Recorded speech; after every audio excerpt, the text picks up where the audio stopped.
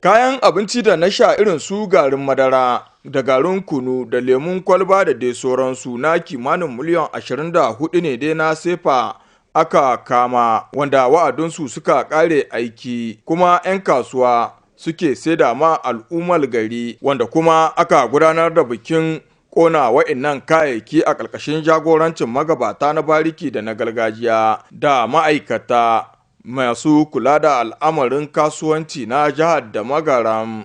Sumana Musa, daraktan kasuwanci na jihar da magaram, ya yi ƙarin haske kamar haka. Kaya ne wanda suka lalace. Wasu a lalace ne suka ta yi Nigeria suka saye su zo sai da ma da a cuta mutane. Wasu cikin hannunsu ne ya lalace suna sai da mutane don a cuta mutane. Har da maganin likita cikin kayakin nan akwai shi saboda Allah da Annabi mu musulmai ne. In baka lafiya ka ta likita dole likita abin da zai yi shi in ya gane ciwonka sai ya gane wani magani ne zai maka magani ko ka sai magani in ya lalace abu biyu ne. In ka sai shi ka sha tana wa lokacin shi ya wuce bai maka magani ko magani in ya lalace sai ya koma guba shi da kanshi shine zai kashe ka. Lawali Amadu Madugu, gwamnan jihar da magaram wanda ya jagoranci kaddamar da fara kona wannan kayayyaki tare da magatakarda na ofishin shi da wakili na shugaban majalisar mashawarta ta da'irar birnin da magaram da sauran al'ummar gari tsokaci ya yi game da adadin wa'innan kayayyaki da suka wuce wanda kuma aka kama su a hannun 'yan kasuwa. Suna da zurmar saida ma al'ummar gari. Tun kusan shekara 20 da suka wuce ya kamata a ce an bar saida su. To yau da ban kokarin direction ta commerce ta jiha da kuma direction ta mai kula da lahiya ta jiha gaba ɗai sun sa jan kokarinsu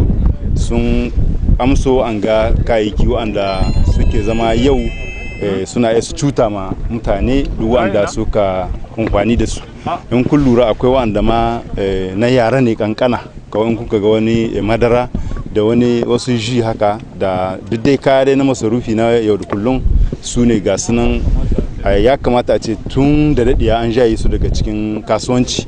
amma wasu dalili na son abin duniya ya sa mutane ba su jaye su ba sun ci gaba da saida su shine to yanzu kun gani kawai da lura an amso wannan kaya an tara su ga sunan wajen kaya ne sun kai na miliyan 24 ga sunan an samu su wuta saboda mu kare lahiya al'umma mu kare lahiya duk wanda suke amfani da su. A nashi waje lawan agara markan sarkin da magaram Alhaji Abubakar Umaru Sanda kira yayi kamar haka. Da 'yan kasuwa su kula, kar su kula da riba, kar su kula da samun kuɗi. Shi dai lahiya ake so kai a matsayinka na ɗan kasuwa ka kawo wa talakanka ko kuma ka kawo wa ɗan uwanka abin da zai sha wanda zai kawo mishi lahiya. To kai ka kawo abin da ya zama ɗan uwanka ka saida mishi abin ta yi ka sani ta yi baka sani ba ya sha ya cutu. Kenan kaga wannan abin hakkin yana kanwa yana kanka amma kaga su kuma wannan masu kula da irin wannan ayyukan sun tsaya ka'in da na'in sun huddo inda wannan abubuwan duka suke kenan sun nuna wa magabatansu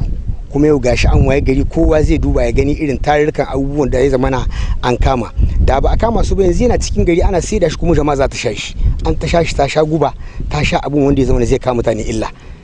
kenan wannan shan hankali ne da sunan mai martaba muke wa